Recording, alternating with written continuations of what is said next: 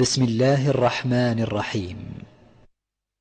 تبارك الذي بيده الملك وهو على كل شيء قدير، الذي خلق الموت والحياة ليبلوكم أيكم أحسن عملا وهو العزيز الغفور، الذي خلق 7 سماوات طباقا ما ترى في خلق الرحمن من تفاوت فارجع البصر هل ترى من فطور ثم ارجع البصر كرتين ينقلب إليك البصر خاسئا وهو حسير، ولقد زينا السماء الدنيا بمصابيح وجعلناها رجوما للشياطين وأعتدنا لهم عذاب السعير، وللذين كفروا بربهم عذاب جهنم وبئس المصير. إذا ألقوا فيها سمعوا لها شهيقا وهي تفور تكاد تميز من الغيظ، كلما ألقي فيها فوج سألهم خزنتها ألم يأتكم نذير؟ قالوا بلى قد جاءنا نذير فكذبنا وقلنا ما نزل الله من شيء إن أنتم إلا في ضلال كبير. وقالوا لو كنا نسمع أو نعقل ما كنا في أصحاب السعير، فاعترفوا بذنبهم فسحقا لأصحاب السعير. إن الذين يخشون ربهم بالغيب لهم مغفرة وأجر كبير. وأسروا قولكم أو اجهروا به إنه عليم بذات الصدور، ألا يعلم من خلق وهو اللطيف الخبير. هو الذي جعل لكم الأرض ذلولا فامشوا في مناكبها وكلوا من رزقه وإليه النشور. أأمنتم من في السماء أن يخسف بكم الأرض فإذا هي تمور، أم أمنتم من في السماء أن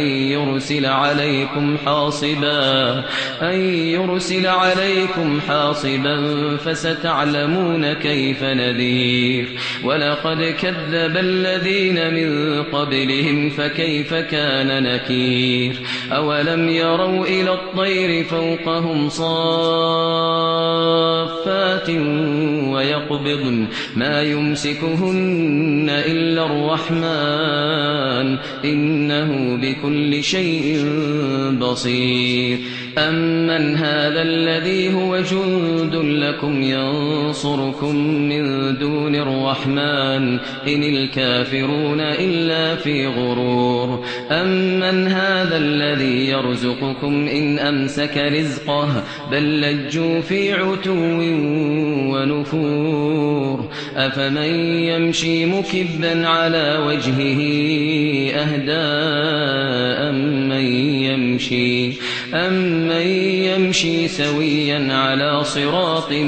مستقيم. قل هو الذي أنشأكم وجعل لكم السمع والأبصار والأفئدة قليلا ما تشكرون. قل هو الذي ذرأكم في الأرض وإليه تحشرون. ويقولون متى هذا الوعد إن كنتم صادقين. قل إنما العلم عند الله وإنما أنا نذير مبين. فلما رأوه زلفة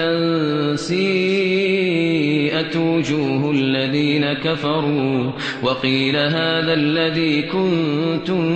بِهِ تَدَّعُونَ قُلْ أَرَأَيْتُمْ إِنْ أَهْلَكَنِيَ اللَّهُ وَمَن مَّعِيَ أَوْ رَحِمَنَا فَمَن يُجِيرُ الْكَافِرِينَ مِنْ عَذَابٍ أَلِيمٍ قُلْ هُوَ الرَّحْمَنُ آمَنَّا بِهِ وَعَلَيْهِ تَوَكَّلْنَا فَسَتَعْلَمُونَ مَنْ هُوَ فِي ضَلَالٍ مُّبِينٍ قُلْ أَرَأَيْتُمْ إِنْ أَصْبَحَ مَاؤُكُمْ غَوْرًا فَمَن يَأْتِيكُم بِمَاءٍ مَّعِينٍ بسم الله الرحمن الرحيم. نون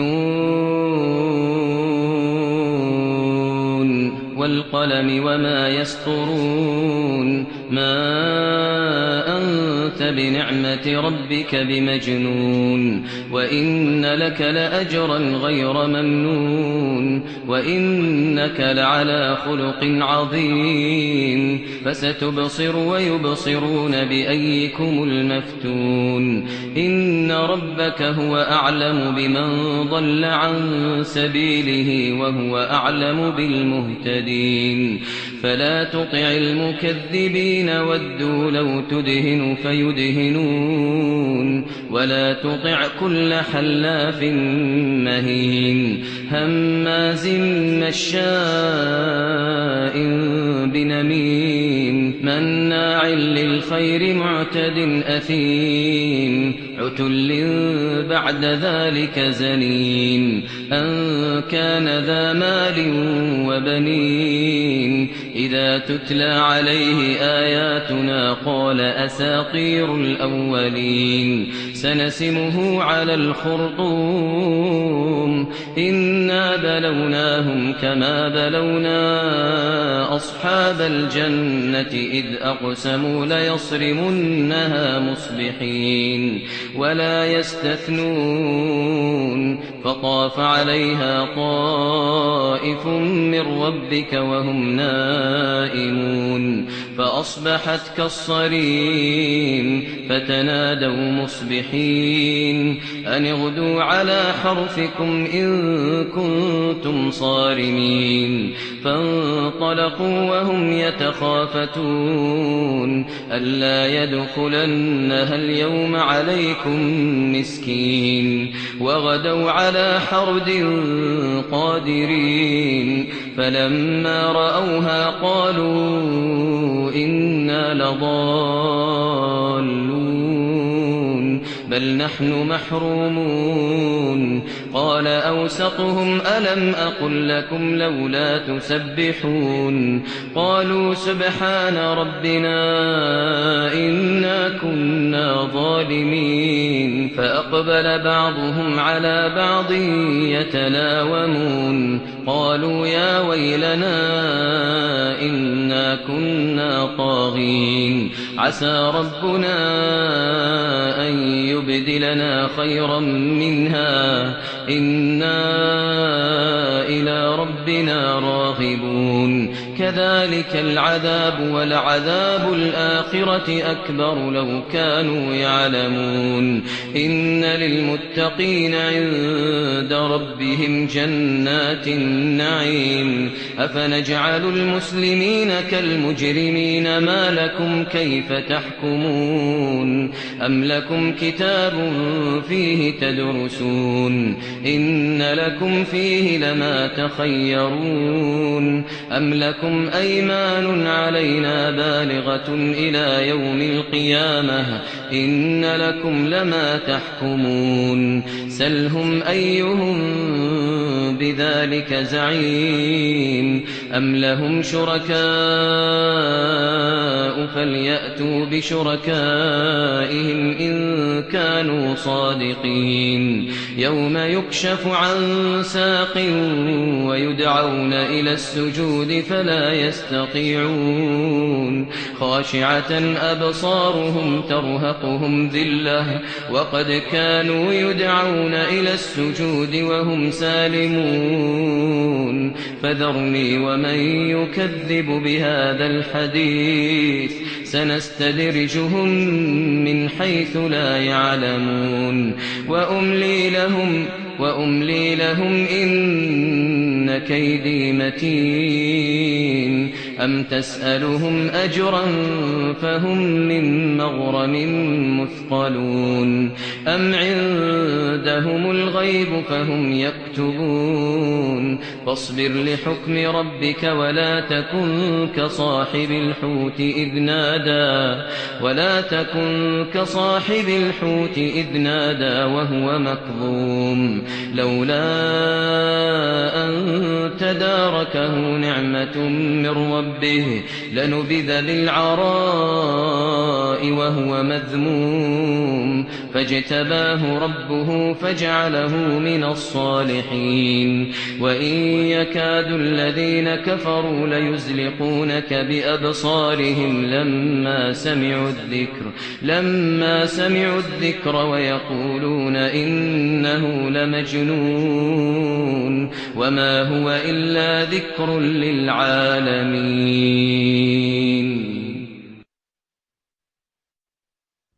بسم الله الرحمن الرحيم. الحاقة ما الحاقة وما أدراك ما الحاقة كذبت ثمود وعاد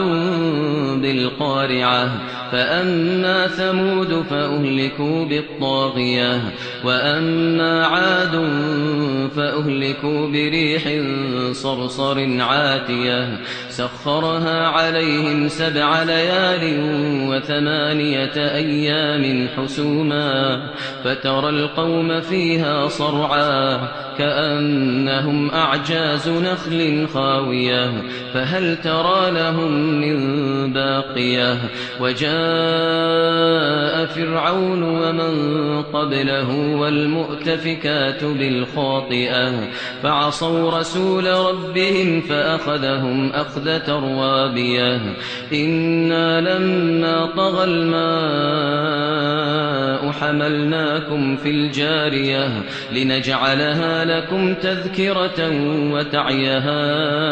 أذن واعية فإذا نفخ في الصور نفخة واحدة وحملت الأرض والجبال فدكتا دكة واحدة فيومئذ وقعت الواقعة وانشقت السماء فهي يومئذ واهية والملك على أرجائها ويحمل عرش ربك فوقهم يومئذ 8 يومئذ تعرضون لا تخفى منكم خافية فأما من أوتي كتابه بيمينه فيقول هاؤم اقرءوا كتابيه إني ظننت أني ملاق حسابيه فهو في عيشة راضية في جنة عالية قطوفها دانية كلوا واشربوا هنيئا بما أسلفتم في الأيام الخالية وأما من أوتي كتابه بشماله فيقول يا ليتني لم أوت كتابيه ولم أدر ما حسابيه يا ليتها كانت القاضية ما أغنى عني ماليه هلك عني سلطانيه خذوه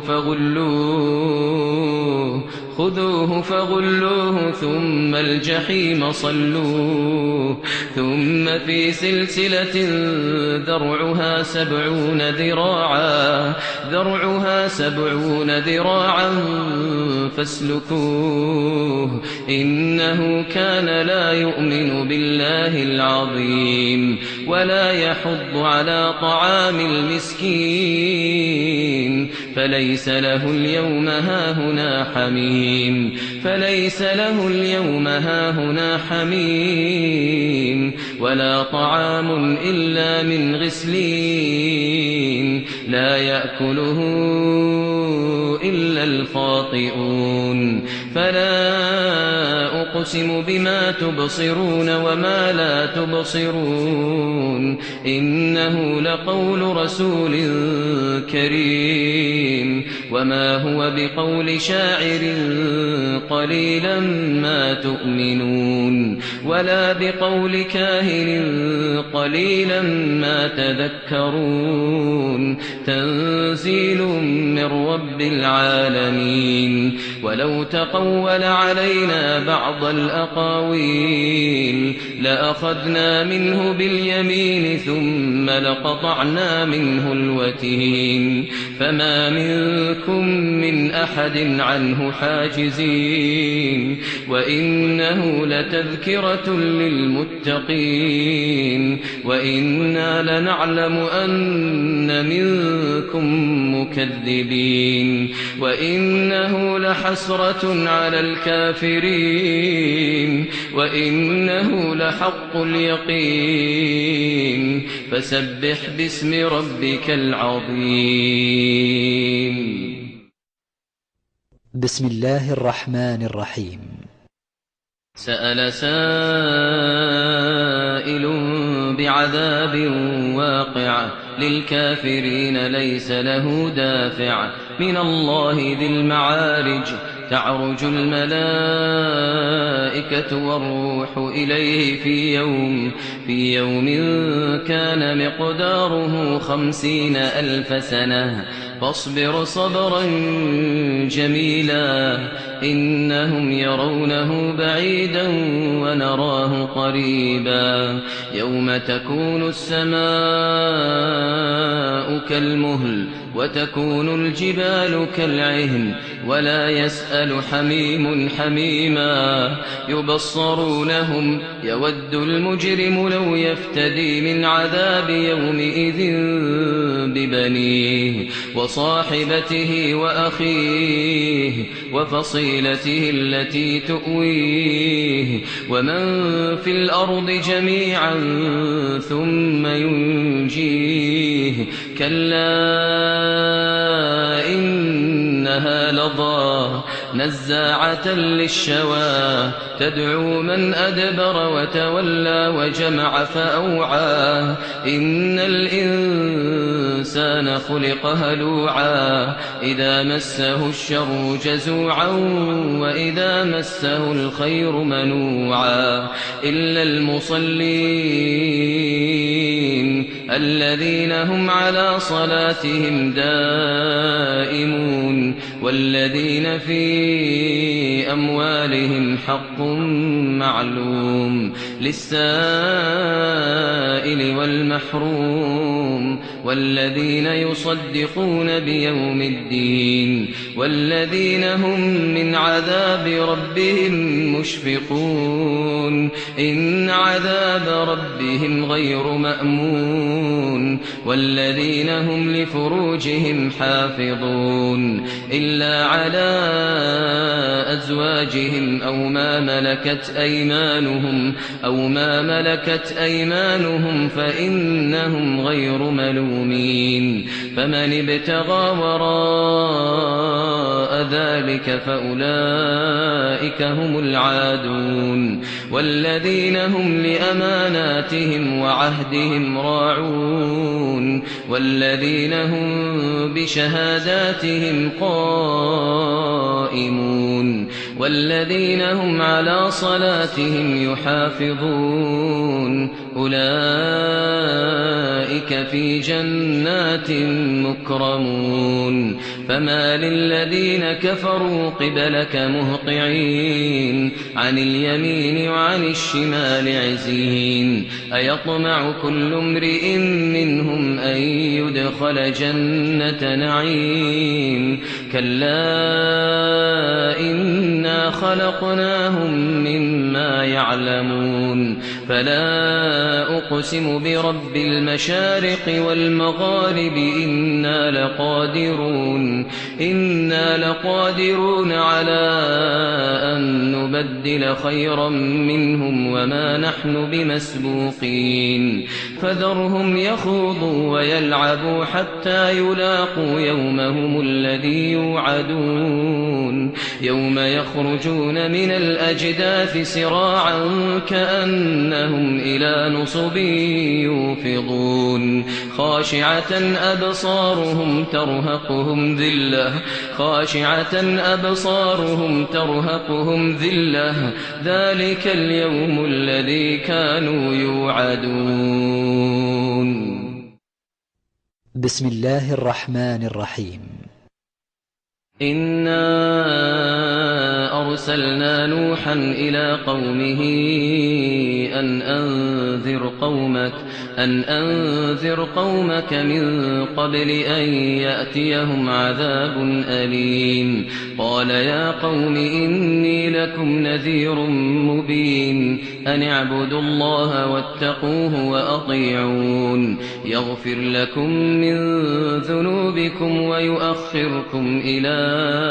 أجل مسمى إن أجل الله إذا جاء لا يؤخر لو كنتم تعلمون قال رب إني دعوت قومي ليلا ونهارا فلم يزدهم دعائي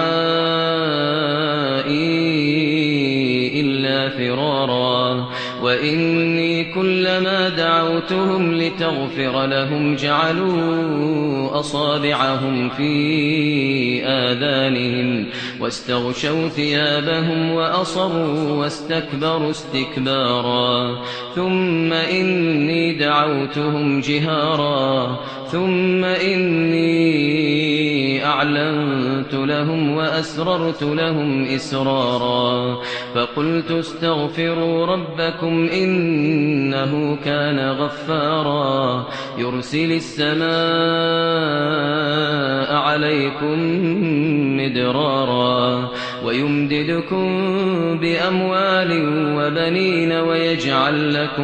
ويجعل لكم جنات ويجعل لكم أنهارا ما لكم لا ترجون لله وقارا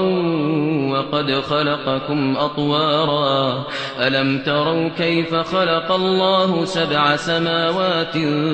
طباقا وجعل القمر فيهن نورا وجعل الشمس سراجا والله أنبتكم من الأرض نباتا ثم يعيدكم فيها ويخرجكم إخراجا والله جعل لكم الأرض بساطا لتسلكوا منها سبلا فجاجا قال نوح رب إنهم عصوني واتبعوا من لم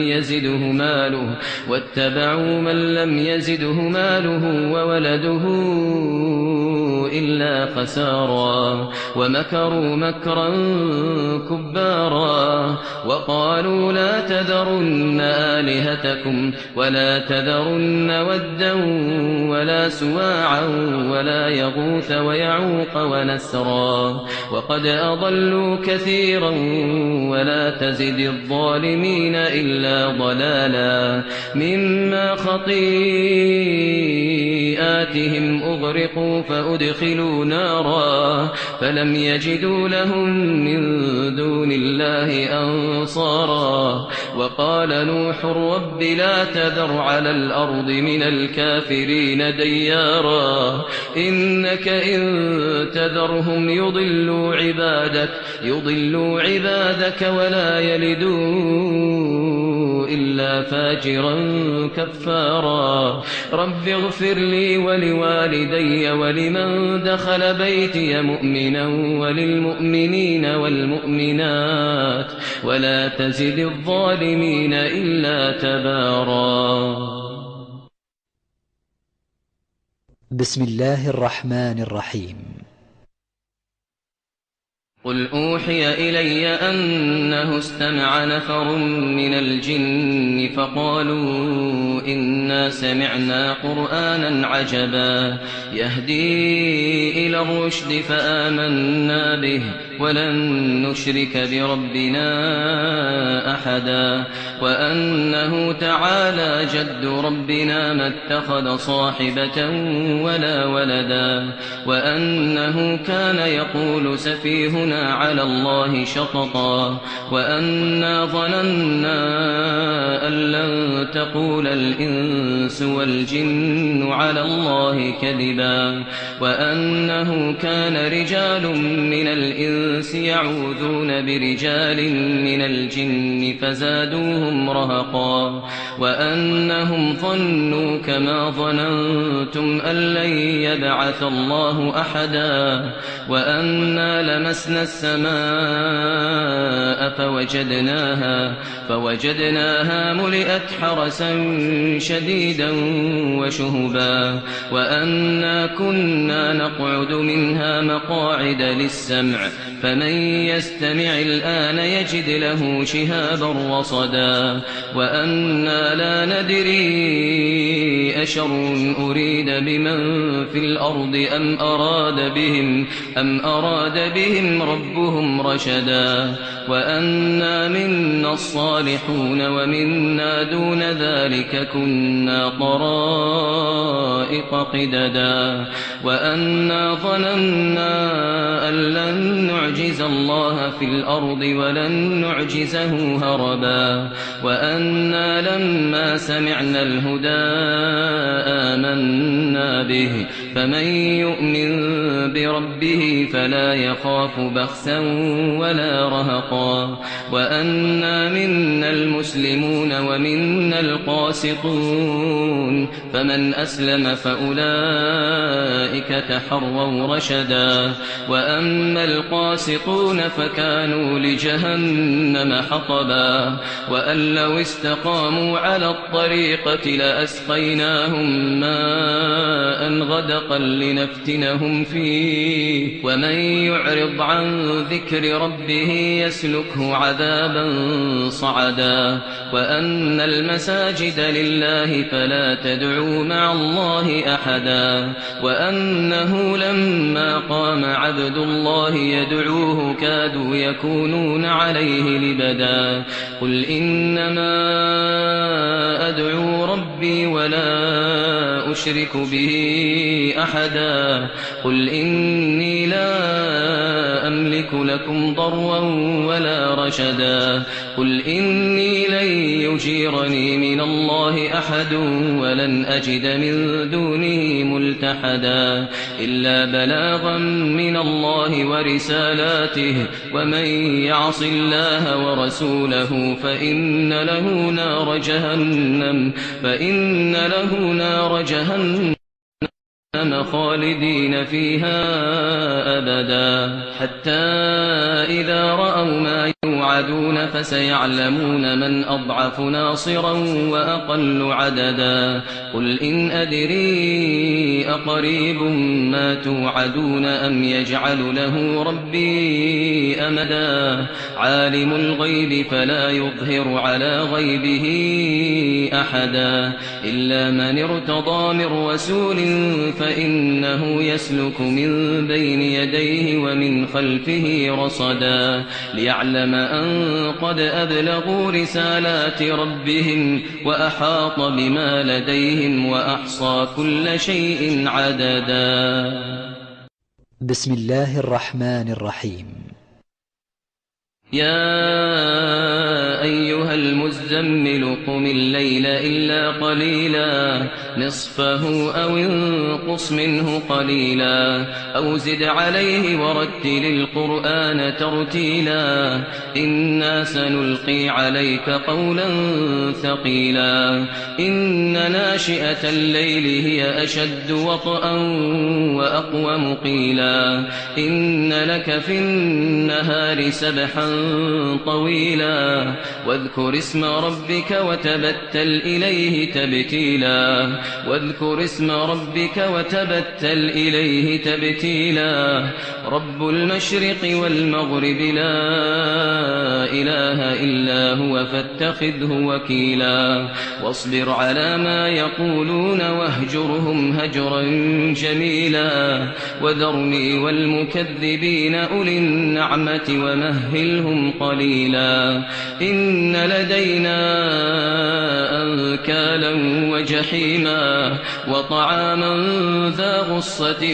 وعذابا أليما يوم ترجف الأرض والجبال وكانت الجبال كثيبا مهيلا إنا أرسلنا إليكم رسولا شاهدا عليكم كما أرسلنا إلى فرعون رسولا فعصى فرعون الرسول فأخذناه أخذا وبيلا فكيف تتقون إن كفرتم يوما يجعل الولدان شيبا السماء منفطر به كان وعده مفعولا إن هذه تذكرة فمن شاء اتخذ إلى ربه سبيلا إن ربك يعلم أنك تقوم أدنى من ثلثي الليل ونصفه وثلثه وطائفة من الذين معك والله يقدر الليل والنهار علم أن لن تحصوه فتاب عليكم فاقرؤوا ما تيسر من القرآن علم أن سيكون منكم مرضى وآخرون يضربون في الأرض يبتغون من فضل الله وآخرون يقاتلون في سبيل الله فاقرؤوا ما تيسر منه وأقيموا الصلاة وآتوا الزكاة وأقرضوا الله قرضا حسنا وما تقدموا لأنفسكم من خير تجدوه عند الله هو خيرا وأعظم أجرا واستغفروا الله إن الله غفور رحيم. بسم الله الرحمن الرحيم. يا أيها المدثر قم فأنذر وربك فكبر وثيابك فطهر والرجز فاهجر ولا تمنن تستكثر ولربك فاصبر فإذا نقر في الناقور فذلك يومئذ يوم عسير على الكافرين غير يسير ذرني ومن خلقت وحيدا وجعلت له مالا ممدودا وبنين شهودا ومهدت له تمهيدا ثم يطمع أن أزيد كلا إنه كان لآياتنا عنيدا سأرهقه صعودا إنه فكر وقدر فقتل كيف قدر ثم قتل كيف قدر ثم نظر ثم عبس وبسر ثم أدبر واستكبر فقال إن هذا إلا إلا سحر يؤثر إن هذا إلا قول البشر سأصليه سقر وما أدراك ما سقر لا تبقي ولا تذر لواحة للبشر عليها 19 وما جعلنا أصحاب النار إلا ملائكة وما جعلنا عدتهم إلا فتنة للذين كفروا ليستيقن الذين أوتوا الكتاب ويزداد الذين آمنوا إيمانا ولا يرتاب الذين أوتوا الكتاب والمؤمنون وليقول الذين في قلوبهم مرض والكافرون ماذا أراد الله بهذا مثلا كذلك يضل الله من يشاء ويهدي من يشاء وما يعلم جنود ربك إلا هو وما يعلم جنود ربك إلا هو وما هي إلا ذكرى للبشر كلا والقمر والليل إذ أدبر والصبح إذا أسفر إنها لإحدى الكبر نذيرا للبشر لمن شاء منكم أن يتقدم أو يتأخر كل نفس بما كسبت رهينة إلا أصحاب اليمين في جنات يتساءلون عن المجرمين ما سلككم في سقر قالوا لم نك من المصلين ولم نك نطعم المسكين وكنا نخوض مع الخائضين وكنا نكذب بيوم الدين حتى أتانا اليقين فما تنفعهم شفاعة الشافعين فما لهم عن التذكرة معرضين كأنهم حمر مستنفرة فروت من قسورة بل يريد كل امرئ منهم أن يؤتى صحفا منشرة كلا بل لا يخافون الآخرة كلا إنه تذكرة فمن شاء ذكره وما يذكرون إلا أن يشاء الله هو أهل التقوى وأهل المغفرة. بسم الله الرحمن الرحيم. لا أقسم بيوم القيامة ولا أقسم بالنفس اللوامة أيحسب الإنسان أن لن نجمع عظامه بلى قادرين على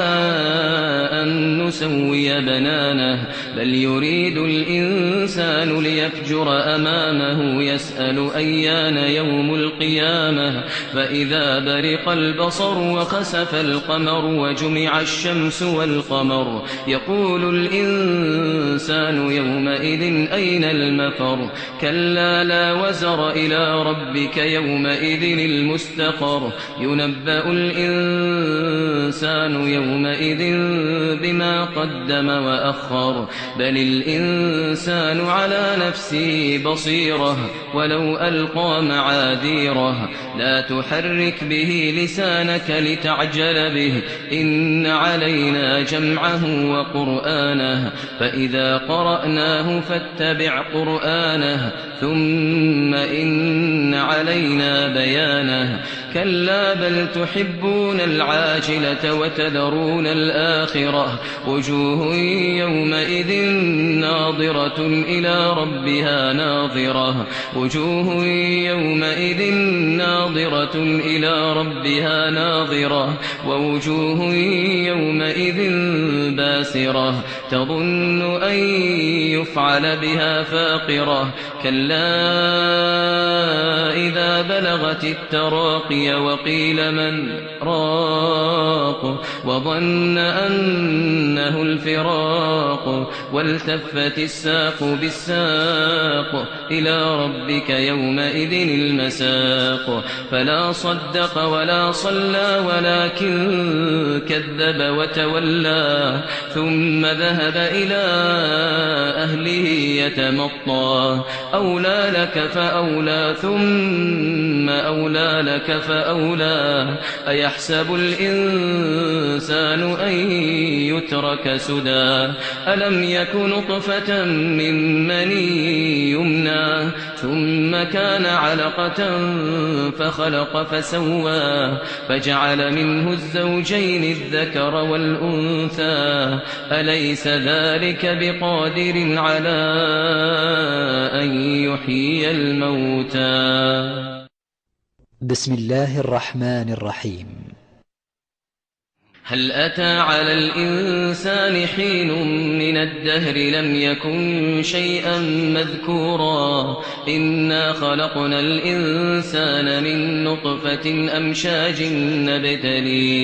أمشاج نبتليه فجعلناه سميعا بصيرا إنا هديناه السبيل إما شاكرا وإما كفورا إنا أعتدنا للكافرين سلاسل وأغلالا وسعيرا إن الأبرار يشربون من كأس كان مزاجها كافورا عينا يشرب بها عباد الله يفجرونها تفجيرا يوفون بالنذر ويخافون يوما كان شره مستطيرا ويطعمون الطعام على حبه مسكينا ويتيما وأسيرا إنما نطعمكم لوجه الله لا نريد منكم جزاء ولا شكورا إنا نخاف من ربنا يوما عبوسا قمطريرا إنا نخاف من ربنا يوما عبوسا قمطريرا فوقاهم الله شر ذلك اليوم ولقاهم نضرة وسرورا وجزاهم بما صبروا جنة وحريرا متكئين فيها على الأرائك لا يرون فيها شمسا ولا زمهريرا ودانية عليهم ظلالها وذللت قطوفها تذليلا ويطاف عليهم بآنية من فضة وأكواب كانت قوارير من فضة قدروها تقديرا ويسقون فيها كأسا كان مزاجها زنجبيلا عينا فيها تسمى سلسبيلا ويطوف عليهم ولدان مخلدون إذا رأيتهم حسبتهم لؤلؤا منثورا وإذا رأيت ثم رأيت نعيما وملكا كبيرا عاليهم ثياب سندس خضر واستبرق وحلوا أساور من فضة وسقاهم ربهم شرابا طهورا إن هذا كان لكم جزاء وكان سعيكم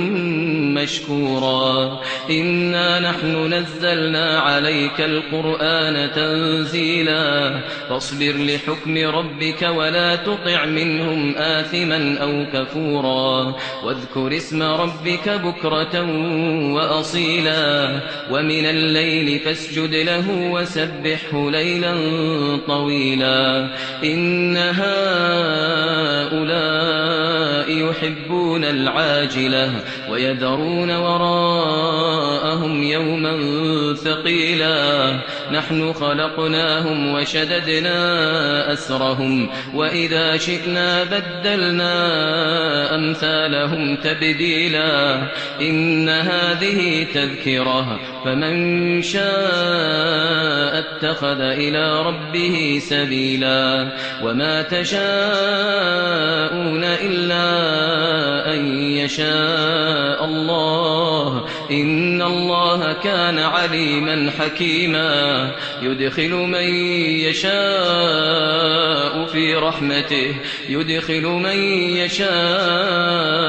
في رحمته والظالمين أعد لهم عذابا أليما.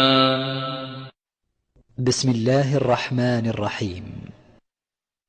والمرسلات عرفا فالعاصفات عصفا والناشرات نشرا فالفارقات فرقا فالملقيات ذكرا عذرا أو نذرا إنما توعدون لواقع فإذا النجوم طمست وإذا السماء فرجت وإذا الجبال نسفت وإذا الرسل أقتت لأي يوم أجلت ليوم الفصل وما أدراك ما يوم الفصل ويل يومئذ للمكذبين ألم نهلك الأولين ثم نتبعهم الآخرين كذلك نفعل بالمجرمين ويل يومئذ للمكذبين ألم نخلقكم من ماء مهين فجعلناه في قرار مكين إلى قدر معلوم فقدرنا فنعم القادرون ويل يومئذ للمكذبين ألم نجعل الأرض كفاة أحياء وأمواتا وجعلنا فيها رواسي شامخات وأسقيناكم ماء فراتا ويل يومئذ للمكذبين انطلقوا إلى ما كنتم به تكذبون انطلقوا إلى ظل ذي 3 شعب لا ظليل ولا يغني من اللهب إنها ترمي بشرر كالقصر كأنه جمالة صفر ويل يومئذ للمكذبين هذا يوم لا ينطقون ولا يؤذن لهم فيعتذرون ويل يومئذ للمكذبين هذا يوم الفصل جمعناكم والأولين فإن كان لكم كيد فكيدون ويل يومئذ للمكذبين إن المتقين في ظلال وعيون وفواكه مما يشتهون كلوا واشربوا